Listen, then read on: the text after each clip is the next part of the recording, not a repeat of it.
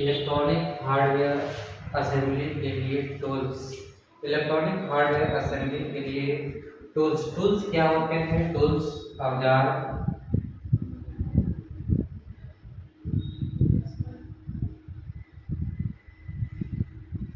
ऐसा वस्तु जिसकी सहायता से हम कम समय में सावधानी पूर्वक, आसानी पूर्वक एवं कम समय में कार्य को कर सकते हैं, उसे हम टूल्स कहते हैं। इलेक्ट्रॉनिक्स हार्डवेयर की असेंबली के लिए बहुत सारे टूल्स की आवश्यकताएं होती हैं जो अलग अलग प्रकार की होती हैं, जैसे electrical tools,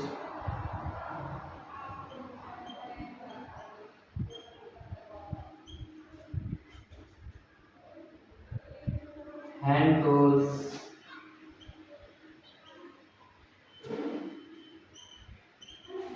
safety tools,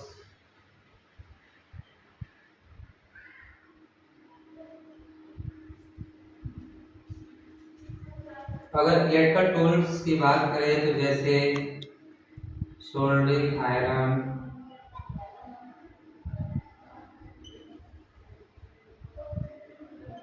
soldering station,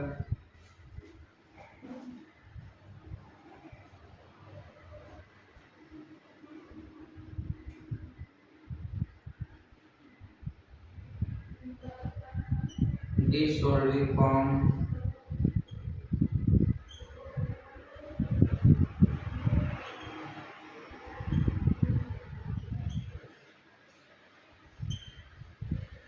digital multimeter,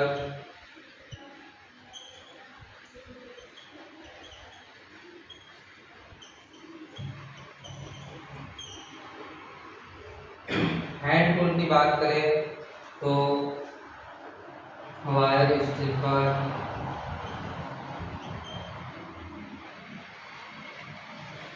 wire cutter,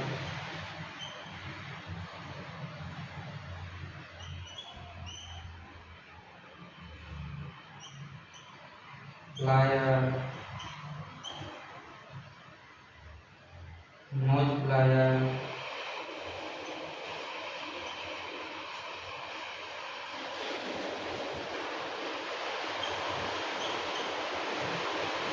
leader,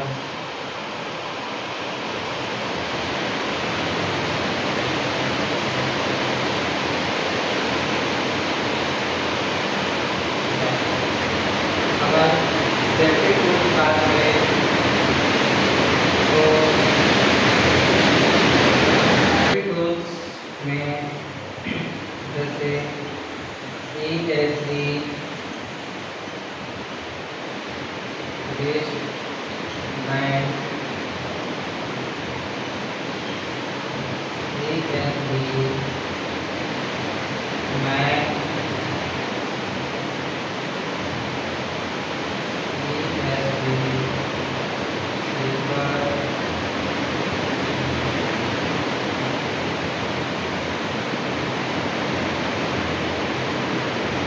block,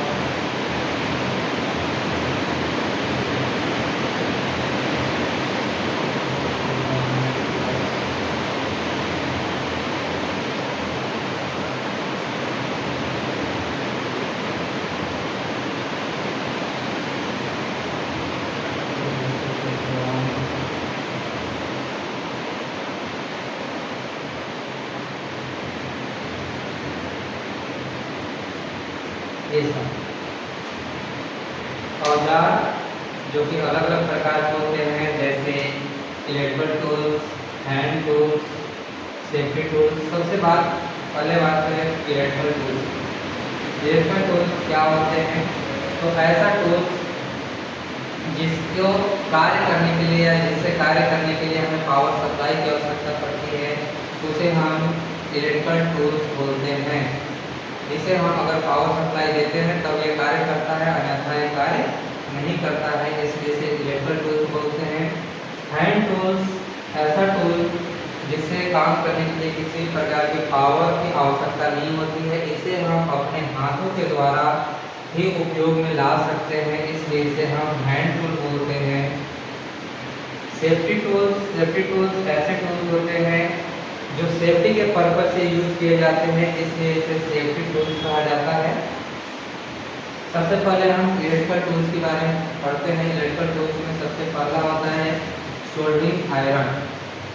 soldering iron का काम सोल्डरिंग करने के लिए किया जाता है। इसकी सहायता से सोल्डरिंग मेटल को पिघला करके जो भी कंपोनेंट होते हैं उसको सोल्डरिंग करने का कार्य किया जाता है सोल्डरिंग आयरन के द्वारा।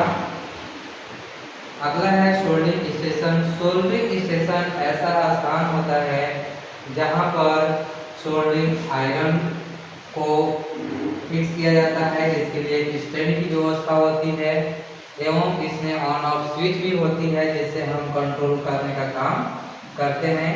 इससे हम सोल्डरिंग स्टेशन करते हैं, क्योंकि सोल्डरिंग आयरन जब हीट होता है तो गर्म होने पर तो हम इसे उपयोग में लाते हैं, लेकिन ये तुरंत ठंडा भी नहीं होता है, तो इसे हम अन्य जगह पर रख भी नहीं सकते। इसके लिए हम सोल्डरिंग स्टेशन का इस्तेमाल करते हैं। सोल्डरिंग स्टेशन में ऐसी व्यवस्था होती है कि हम सोल्डरिंग आयरन को स्टैंड पर रख सकते हैं, आसानी से रख सकते हैं, जिससे हमें कोई हानि न पहुंचे।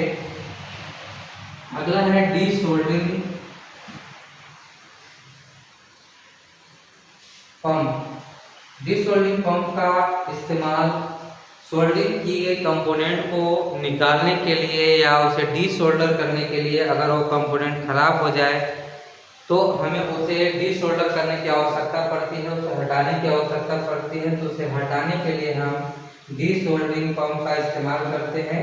इसका उपयोग हम सोल्डरिंग किए गए स्थान से सोल्डरिंग को डी सोल्डर करने के लिए, उस कंपोनेंट को हटाने के लिए हम डी सोल्डरिंग पंप का इस्तेमाल करते हैं।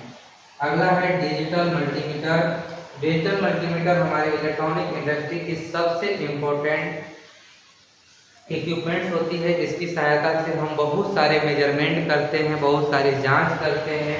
इसकी सहायता से अलग अलग प्रकार की जांच किया जाता है एवं अलग अलग प्रकार के माप को लेते हैं। जैसे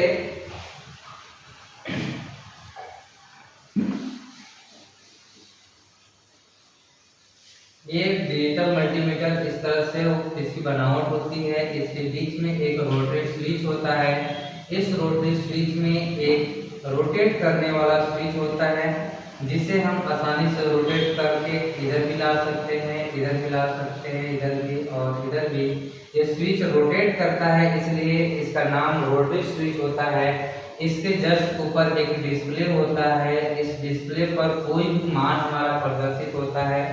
इसमें अलग अलग सेगमेंट बने होते हैं। इस अलग अलग सेगमेंट में अलग अलग वैल्यू मापने की सेगमेंट होती है, जिसे हम अगर यहाँ पे वोल्टेज मापने का है तो वोल्टेज की तरफ अगर हम स्विच करके मापेंगे तो हम यहाँ से वोल्टेज माप सकते हैं। प्रतिरोध मापना है तो प्रतिरोध की तरफ कर सकते हैं। अगर डीसी वोल्टेज मापना है तो डीसी वोल्टेज माप सकते हैं। अगर हमें करंट मापना है तो करंट की तरफ कर सकते हैं। यहाँ पे टेस्टिंग के लिए नॉब भी दिए होते हैं, जिसमें हम प्रोब लगा करके कोई भी टेस्टिंग कर सकते हैं। तो डिजिटल मल्टीमीटर की सहायता से हम करंट को माप सकते हैं,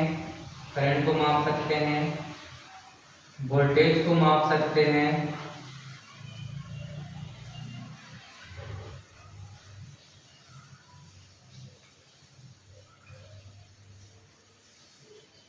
करंट को माप सकते हैं, वोल्टेज को माप सकते हैं, कंटिन्यूटी को माप सकते हैं।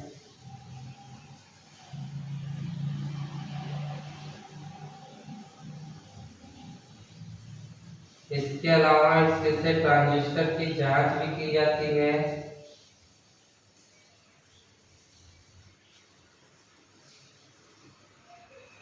ये करंट की माप हम कैसे कर सकते हैं, तो इसमें जो नॉब दिए हुए हैं, इस नॉब में हम टेस्टिंग टर्मिनल को लगाते हैं, जिसको हम प्रोब बोलते हैं। ये प्रोब होता है और इस प्रोब के इस भाग को बोलते हैं टेस्टिंग टर्मिनल। इसी भाग से हम टेस्ट करते हैं, टेस्टिंग टर्मिनल। इसी भाग से हम टेस्ट करते हैं।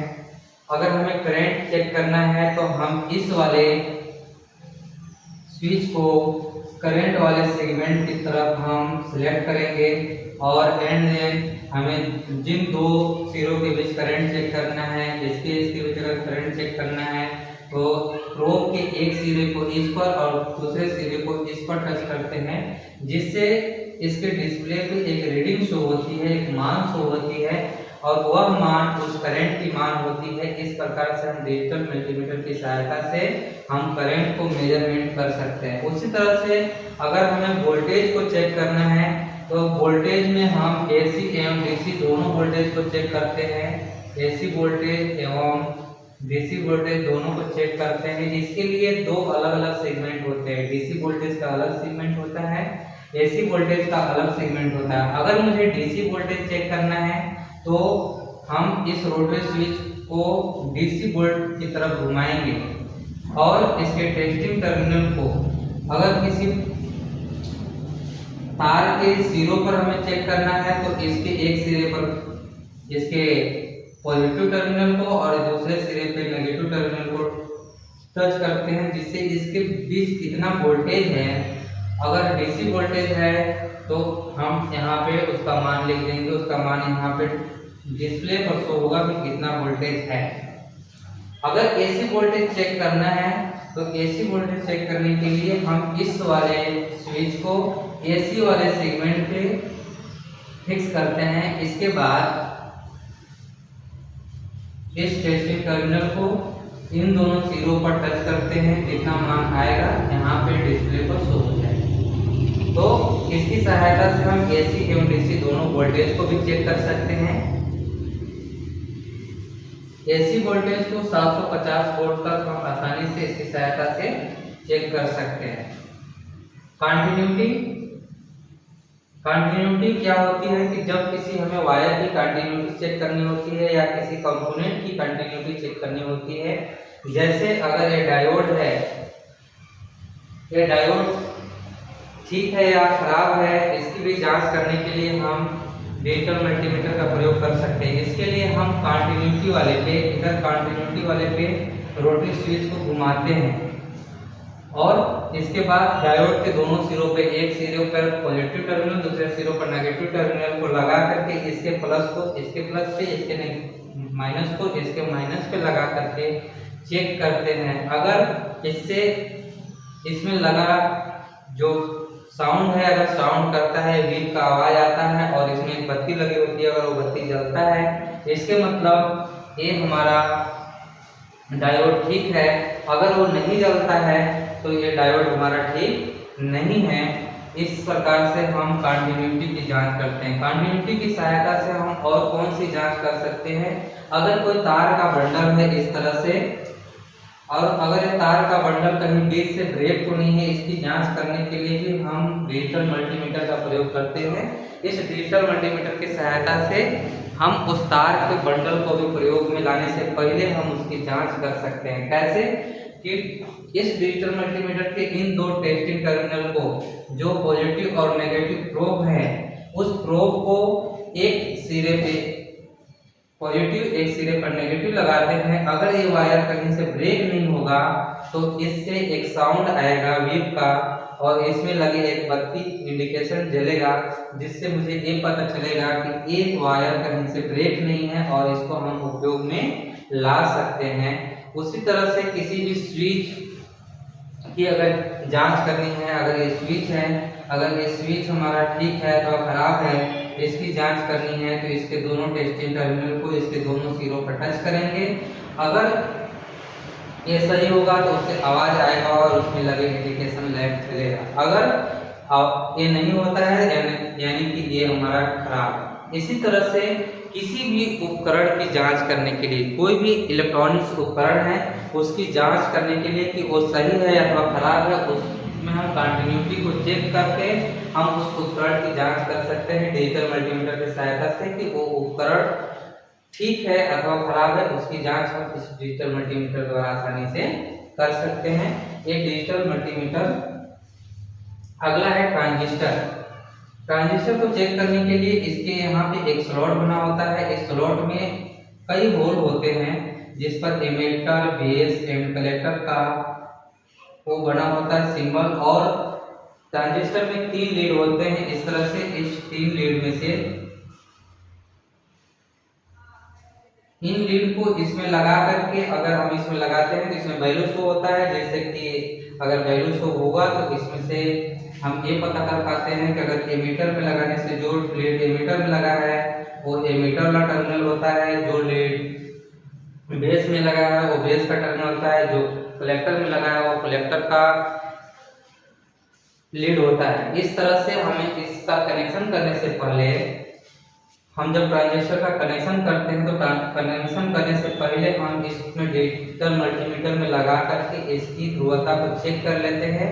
इसके कौन से लीड को कौन सा बोलेंगे, कौन एमीटर है, कौन बेस है, कौन कलेक्टर है, इसको चेक करने के लिए हम डिजिटल मल्टीमीटर का प्रयोग करते हैं और इसकी सहायता से हम आसानी से चेक कर सकते हैं। तो ये था डिजिटल मल्टीमीटर, जो कि हमारे इलेक्ट्रॉनिक इंडस्ट्री में बहुत ही इसका इम्पोर्टेंट है, बहुत ही ज़्यादा उपयोग किए जाने वाला इक्विपमेंट्स है, टूल्स है। इसका उपयोग हम करंट, वोल्टेज, कंटिन्यूटी, ट्रांजिस्टर को चेक करने के लिए आसानी से कर सकते हैं। उसके अलावा हम आगे पढ़ेंगे हैंड टूल्स।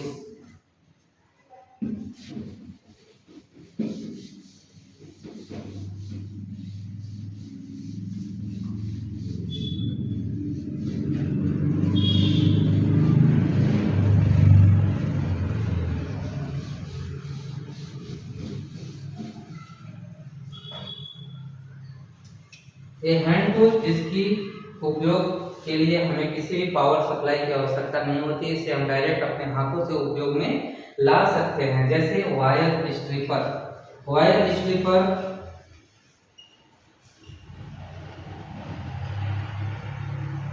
वायर स्ट्रिपर का प्रयोग तार को छीलने के लिए किया जाता है एवं इससे पतले तारों को आसानी से काटा भी जा सकता है। यानी कि वायर स्ट्रिपर का प्रयोग वायर को स्ट्रिप करने के लिए, वायर को स्ट्रिप करने के लिए किया जाता है। अगला है वायर कटर। वायर कटर मतलब तार को काटने वाला। वायर कटर का प्रयोग तार को काटने के लिए किया जाता है। वायर स्ट्रिपर तार को छीलने के लिए प्रयोग किया जाता है। वायर कटर तार को काटने के लिए प्रयोग किया जाता है। प्लायर। प्लायर जिसका पूरा नाम कॉम्बिनेशन प्लायर भी है। कॉम्बिनेशन प्लायर भी है। कॉम्बिनेशन प्लायर इसका नाम इसलिए है क्योंकि यह एक से अधिक कार्यों कर सकता है, इसलिए इसका नाम कॉम्बिनेशन प्लायर है। इसका उपयोग हम तार को काटने, छीलने एवं छोटे नटों को खोलने अथवा कसने के लिए भी करते हैं। एक से अधिक काम होने की वजह से इसका पूरा नाम कॉम्बिनेशन प्लायर होता है, इसलिए हम इसे कॉम्बिनेशन प्लायर कहते हैं। अगला है नोज प्लायर। ये नोज प्लायर का कार्यकारी भाग आगे से सकरा हुआ होता है, नुकीला होता है। यह नुकीला इसलिए होता है कि जहां पर हमारा प्लायर, कॉम्बिनेशन प्लायर कार्य करने में सक्षम नहीं होता है अथवा जहां पे हमारा कॉम्बिनेशन प्लायर सकरे स्थानों पे नहीं जा सकता, वहां पे हम इस नोज प्लायर का इस्तेमाल करते हैं। ये नोज प्लायर स्क्रू को पकड़ने एवं सकरे, अति सकरे स्थानों पर इससे कार्य करने के लिए हम नोज प्लायर का प्रयोग करते हैं। अगला है ट्वीजर्स।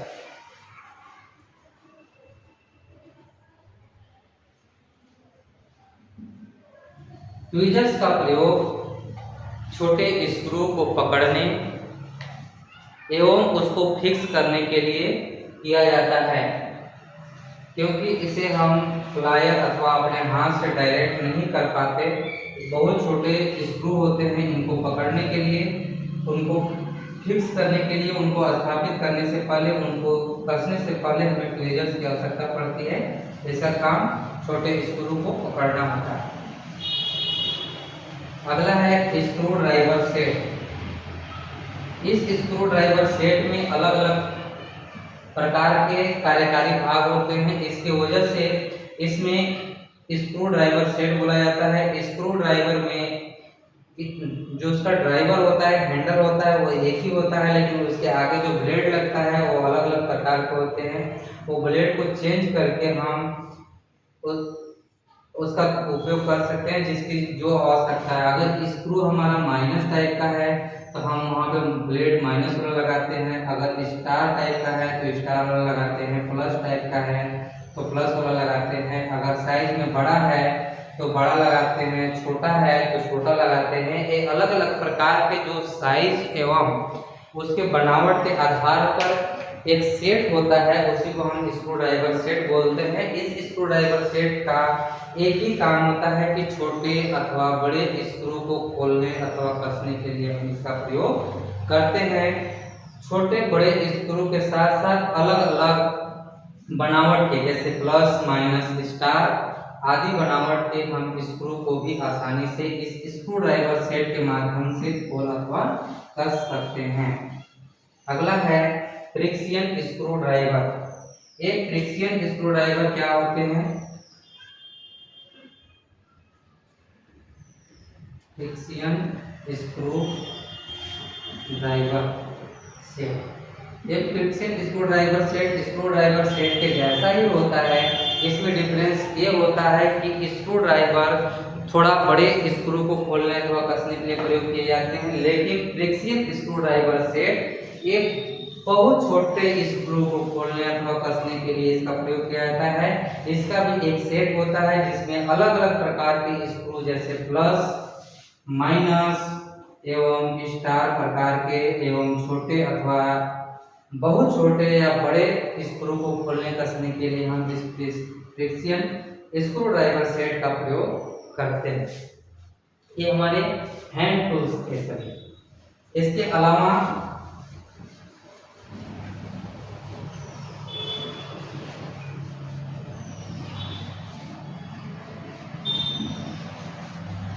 हम पढ़ते हैं सेफ्टी टूल्स।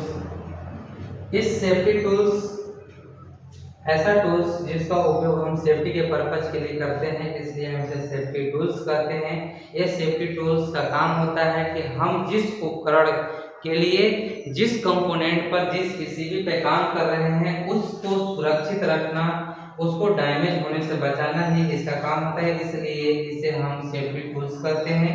इस सेफ्टी टूल्स में हमारा ESD wrist band, ESD mat, ESD slipper, gloves and ESD apron आते हैं एंड ESD कैप भी आता है, जिसका उपयोग हम सेफ्टी टूल्स के रूप में करते हैं। ESD रिस्ट बैंड क्या होता है? ESD wrist band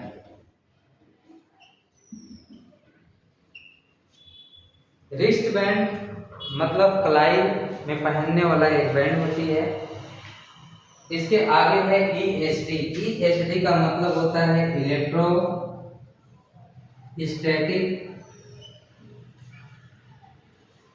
electrostatic discharge. मतलब इलेक्ट्रोस्टैटिक मतलब स्थिर विद्युत। इस स्थिर विद्युत क्या होता है? तो एक इलेक्ट्रोस्टैटिक चार्ज होता है जो कि मानव शरीर से उत्पन्न होता है। मानव शरीर के बॉडी से उत्पन्न किया गया आवेश होता है, उसे एक ग्राउंड करता है। जितने भी ESD होते हैं, चाहे वो ESD रिस्ट बैंड है, ESD मैट है, या ESD स्लीपर है, या ESD एप्रॉन है, ये सभी ESD ये क्या करते हैं कि जो हमारी बॉडी से उत्पन्न चार्ज होते हैं इनको न्यूट्रलाइज करने का काम करता है, इनको ग्राउंड करने का काम करता है। तो ESD रिस्ट बैंड इस तरह से इसकी बनावट होती है। इसके साइज को बढ़ा अथवा घटा सकते हैं। इसमें इस तरह से होता है, इसमें आगे की ओर क्लैंप लगा होता है। इस क्लैंप को, इस बैंड को हाथ में पहन करके इस क्लैंप को किसी मेटल बॉडी से टच कर देते हैं जो जमीन से टच हो रहा होगा, ताकि हमारे बॉडी में जो भी स्थिर आवेश हैं, जो भी इलेक्ट्रोस्टैटिक चार्ज हैं, हमारे बॉडी से इस रिस्ट बैंड के थ्रू वो यहाँ से होते हुए न्यूट्रलाइज होकर के ग्राउंड हो जाए और हम अपने हाथ से जिस भी कंपोनेंट पे कार्य कर रहे हैं, किस कंपोनेंट पे काम कर रहे हैं, तो एक कंपोनेंट हमारा डैमेज होने से बच जाए, खराब होने से बच जाए, क्योंकि ये कंपोनेंट अति संवेदनशील होते हैं, बहुत ही संवेदनशील होते हैं। इसलिए हमें इसे बचाने के लिए, इसके सेफ्टी के पर्पज से हम ESD रिस्ट बैंड का प्रयोग करते हैं। और ये ESD रिस्ट बैंड हाथ की कलाई में पहनने जाने वाला बैंड होता है।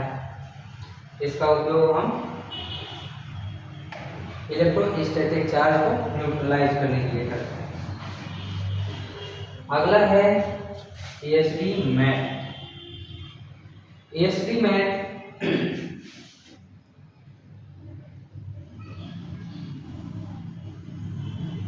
जिस स्थान पे हम कार्य करते हैं, कार्यकारी स्थान पे या जिस स्थान पे खड़े होकर कार्य करते हैं, जिस भाग पे खड़े होते हैं, वहाँ पे ESD मैट बिछाया जाता है, ताकि हमारे बॉडी पे जो भी इलेक्ट्रोस्टैटिक चार्ज है, स्थिर आवेश है, उस स्थिर आवेश को न्यूट्रलाइज कर दे।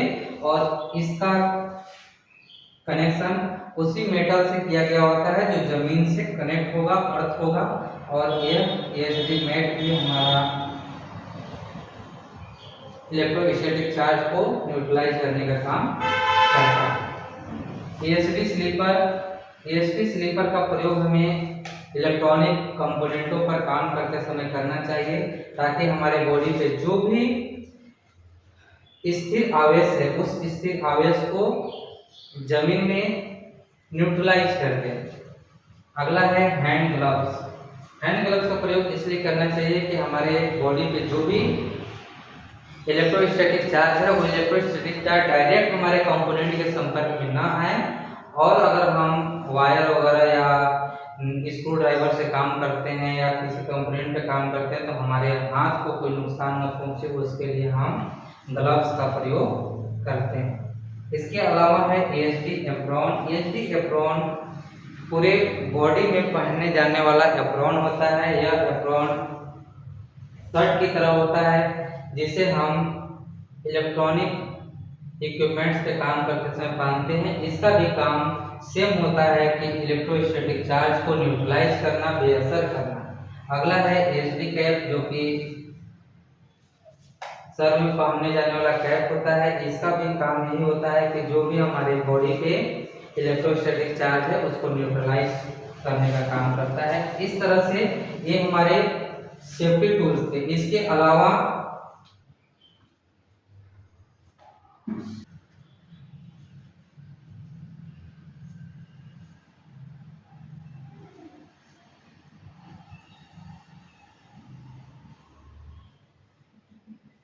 टूल सिलेक्शन का नियम। टूल को सिलेक्ट करने से पहले हमें कई नियमों की जानकारी होना आवश्यक है। हम कोई भी टूल अगर खरीदते हैं तो वह ISI मार्क युक्त होना चाहिए, जिसका सिंबल इस तरह से डिजाइन किया गया होता है। हमें ये वाला टूल ही खरीदना चाहिए, क्योंकि यह सर्टिफाइड टूल होता है, यह संगठन द्वारा मान्य होता है, यह एक मानक होता है। इसलिए हम ESI मार्क युक्त ही हमें टूल खरीदना चाहिए। ESI का मतलब होता है Indian standard institution. Indian standard institution, Indian मतलब भारतीय, स्टैंडर्ड मतलब मानक, इंस्टीट्यूशन मतलब संस्थान, जो कि किसी भी प्रोडक्ट की क्वालिटी एवं उसकी गुणवत्ता एवं उसकी स्ट्रेंथ या उसके काम के अनुसार उसको डिजाइन किया गया होता है। उसके अलावा सर्टिफाइड अगर है तो वह हमारा इक्विपमेंट ज़्यादा बेटर होता है। इसलिए मुझे ISI मार्क युक्त ही खरीदना चाहिए। और टूल अगर हम इलेक्ट्रॉनिक्स क्षेत्र के लिए कर रहे हैं सर सिलेक्शन, तो कोई भी टूल वो विद्युत रोधी प्रकार का होना चाहिए। मतलब कि अगर हम उसका सिलेक्शन कर रहे हैं तो कोई भी टूल हमारा उसमें अगर लाइव करंट भी आ रहा हो, जिस टूल से काम कर रहे हैं, तो हमको विद्युत झटका ना लगे, क्योंकि उसका जो हैंडल होता है, उसका जो पकड़ने वाला भाग होता है, वह इंसुलेटेड होना चाहिए, वह विद्युत रोधी होना चाहिए ताकि उस पर हमें करंट ना लगे। एवं टूल सेलेक्ट करने से पहले हमें जो भी कार्य करना होता है उसके साइज एवं उसके काम के आधार पर हमें टूल को सिलेक्ट करना चाहिए। इसके अलावा टूल्स को समय समय पर, जैसे प्लायर हो गए, कटर हो गए, इसको समय समय पर देखभाल करते रहना चाहिए। समय समय पर तेल, ग्रीस आदि का प्रयोग करते रहना चाहिए। उसको डस्ट से बचाना चाहिए, उसको डैमेज टूल्स का प्रयोग हमें कभी नहीं करना चाहिए। अगर कोई डैमेज टूल्स है तो हम उसका प्रयोग नहीं करेंगे। क्षतिग्रस्त टूल का प्रयोग करने से हमारा नुकसान हो सकता है, दुर्घटनाग्रस्त हो सकते हैं।